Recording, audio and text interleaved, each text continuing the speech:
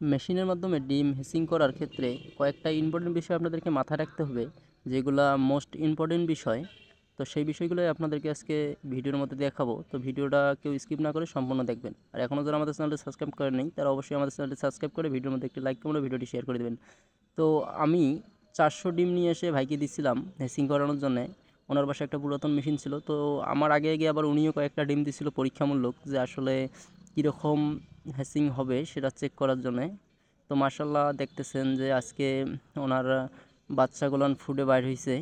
তো কয়েকটা বাচ্চা আজকে উনি বাইর করলো। আবার যে বিষয়টা ইম্পর্টেন্ট সবচেয়ে বেশি, সেটা হচ্ছে যে আপনারা যখন ডিমের মানে হ্যাচিংয়ের বয়স 16 দিন হবে, এরপর আপনাদেরকে ডিমগুলান এভাবে ট্রের মধ্যে রাখা যাবে না। তখন আলাদা কিছু ট্রে পাওয়া যায়, সেগুলান আপনাদেরকে ব্যবহার করতে হবে, মানে র্যাক সিস্টেম, ওগুলান আপনারা ব্যবহার করবেন। একদম ডিমগুলো বিছাই দেবেন ওইখানে। আর আরেকটা যেটা বিষয় সেটা হচ্ছে যে ডিমে যখন মানে ডিম ফুটবে আজকে বা কালকে, এই সময় দেখবেন যে ডিম ফাটল আসে। ফাটল আসার পর অনেক সময় দেখবেন যে বাচ্চার মাথা সামনে বা পেছনে ফাটল আসে।